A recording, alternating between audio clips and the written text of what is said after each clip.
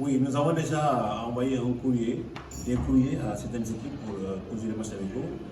Mais comme j'ai dit, je ne veux pas anticiper un peu sur la préparation, mais je pense que c'est sûr que nous aurons peut-être un tournoi avant, ou bien en tout cas des matchs amicaux pour nous permettre effectivement de mettre l'équipe dans les conditions de préparation. Nous avons pu qualifier toutes nos équipes nationales aux différentes compétitions, en tout cas pour lesquelles la CAF a gagné 2025.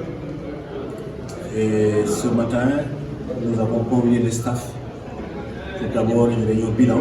Je pense qu'il faut évaluer un peu les compétitions auxquelles nous avons participé, d'abord dans un premier temps.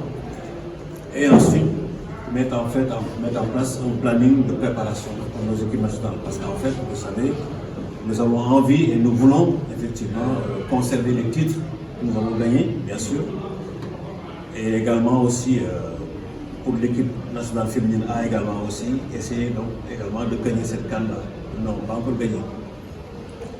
Donc c'est compte tenu effectivement de nos ambitions, bien sûr, parce que c'est des ambitions, parce que nous sommes sur le toit de l'Afrique et nous voulons conserver les titres. Et pour conserver les titres, il faut forcément qu'on s'organise, parce qu'il faut une bonne organisation. Et pour nous, la meilleure organisation commence d'abord par une réunion avec les staffs, qu'on tire le bilan, qu'on fasse l'évaluation de nos compétitions auxquelles nous avons participé, mais ensuite surtout préparer un planning de préparation pour chacune de nos équipes en direction de ces dates.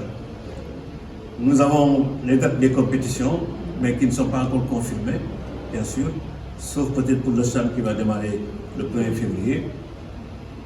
Et nous allons effectivement, avec les entraîneurs, dresser un plan de préparation pour chacune des équipes, avec les stages que nous faisons régulièrement, mais surtout avoir des tournois et des matchs amicaux. Parce qu'en fait, il nous faut mettre effectivement les moyens, et le président m'a demandé qu'il mettra tous les moyens effectivement pour faire une bonne préparation pour nos équipes. Parce qu'en fait, nous avons envie de perpétuer également les résultats que nous avons eus, de laisser encore les trophées dans nos murs, parce que nous voulons les garder.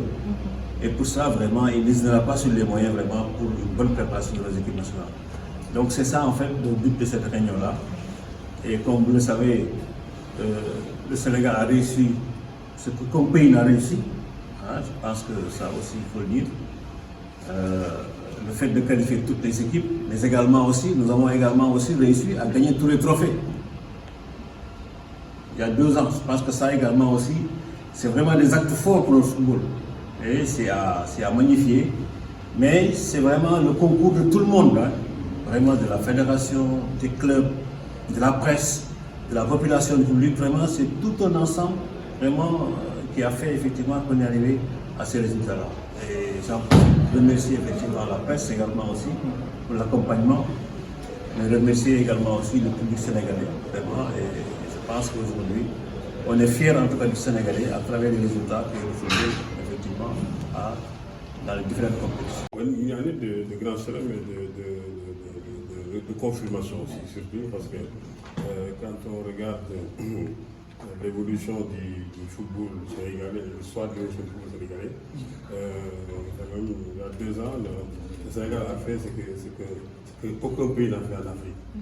Mais pourquoi le Sénégal a pu faire ça? Parce qu'à un moment donné, les gens ont évalué, comme ce qu'on fait aujourd'hui, ils ont évalué, et quand nous avons évalué, on a dit que maintenant, il est temps qu'on use nos forces.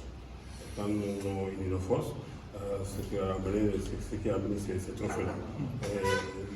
L'union des forces s'appelle le manco.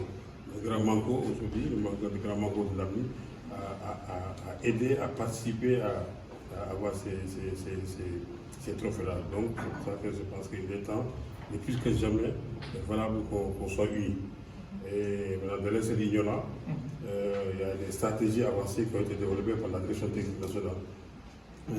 Comme vous savez, moi je suis bien placé pour en parler. À l'époque, on s'est regroupé ça de concentration sur des tribunes.